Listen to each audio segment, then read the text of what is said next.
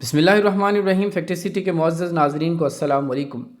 دوستو، یہ 14 اگست 2015 کا دن تھا جب ہیلیس کی فلائٹ نمبر 522 نے سائپرس کے ایئرپورٹ سے گریس کے لیے اڑان بھری۔ جہاز میں اس وقت 121 لوگ سوار تھے۔ جہاز کا کنٹرول ہانس مارٹن نامی پائلٹ کے ہاتھ میں تھا، جن کے پاس 16,900 فلائنگ آورز کا ایکسپیرینس موجود تھا۔ ان کے ساتھ کو پائلٹ کے طور پر پیمپس چارلمبس موجود تھے، جو اپنی پروفیشنل لائف میں 7,599 گھنٹے کا تجربہ کر چکے تھے۔ رن وے سے ٹیک آف کرنے کے 5 منٹ بعد جہاز 12,000 فٹ کی بلندی تک پہنچ جاتا ہے۔ اس ہائٹ پر جانے کے بعد اچانک ایک الارم بجنے لگا۔ جب پائلٹ نے اس الارم بجنے کو چیک کیا تو معلوم ہوا کہ یہ کنفیگریشن الارم ٹیک آف کا ہے۔ پائلٹس کو یہ والا الارم سن کر حیرت کا جھٹکا اس لیے لگا کیونکہ یہ الارم تب بجتا ہے جب جہاز گراؤنڈڈ ہوتا ہے، لیکن 12,000 کی بلندی پر اس الارم کا بجنا پائلٹس کی سمجھ سے باہر تھا۔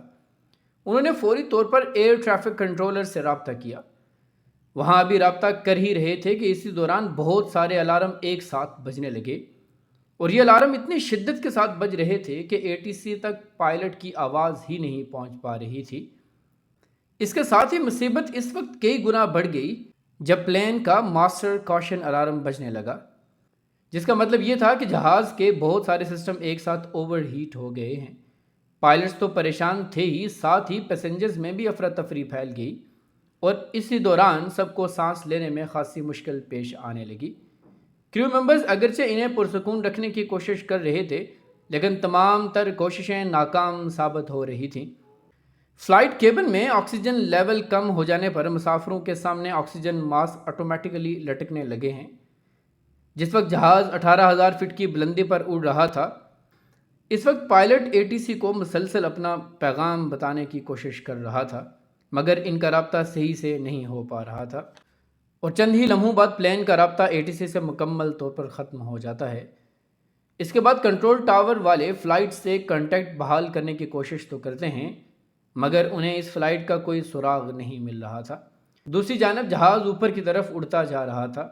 بار بار رابطہ کرنے پر بھی جب کانٹیکٹ نہ ہوا تو فوری طور پر گریس کی حکومت نے اپنے 2 F-16 جہازوں کو اس فلائٹ کو ڈھونڈنے کے لیے بھیجا، اور چند ہی منٹس بعد ان جہازوں نے ہیلیس کو ڈھونڈ نکالا۔ ان میں سے ایک فائٹر جیٹ کو اس جہاز کے پاس لے جایا گیا تاکہ وہ جان سکے کہ آخر جہاز میں چل کیا رہا ہے۔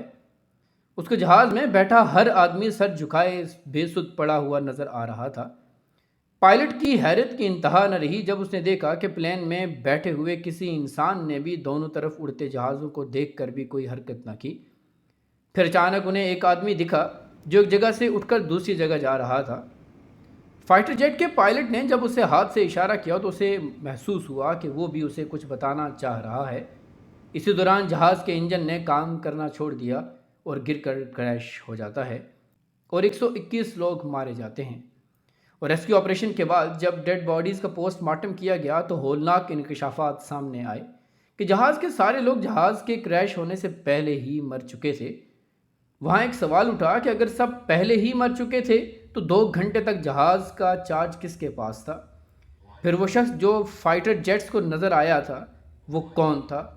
یہ بندہ اینڈریاس تھا، اور یہی وہ انسان تھا جس نے 2 گھنٹے جہاز کو سنبھالے رکھا۔ اینڈریاس کے پاس جہاز اڑانے کی ابتدائی ٹریننگ تو موجود تھی، مگر اس کے پاس کوئی خاصا تجربہ موجود نہ تھا، لیکن پھر بھی وہ جہاز کو آبادی سے دور لے جانے میں کامیاب ہو جاتا ہے۔ اور جب جہاز کے کریش ہونے کی وجہ کو ڈھونڈا گیا تو معلوم ہوا کہ جہاز کے انجن نے کام کرنا چھوڑ دیا تھا، اور اس وجہ سے جہاز کریش ہو گیا۔ یہاں سوال یہ پیدا ہوتا ہے کہ لوگ تو جہاز کے کریش ہونے سے پہلے ہی مر چکے تھے، پھر یہ سارا پراسرار واقعہ کیا تھا؟ اس بات کو جب انویسٹیگیٹ کیا گیا تو ایک آفیسر کی نظر جہاز کے ایک بٹن پر پڑی، اور یہ بٹن جہاز کے اندر ہوا کے پریشر کو سیٹ کرنے کا تھا۔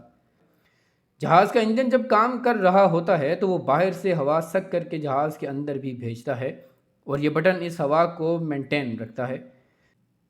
مگر پلین مینٹیننس والوں نے اس کو مینول پر کر دیا، اور پائلٹ کی نظروں میں سے بھی یہ نہ گزر سکا کہ یہ بٹن مینول پر ہے اور اسے بار بار چیک کرنا پڑے گا۔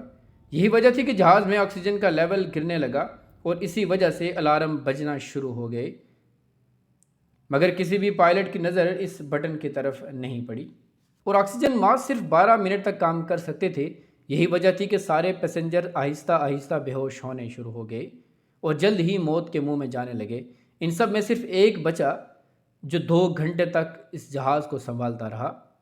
اینڈریاس اور لوگوں سے زیادہ اس لیے سروائیو کر پایا کیونکہ وہ ایک ڈائیور تھا اور وہ زیادہ وقت تک سانس کو روک سکنے کی مہارت رکھتا تھا۔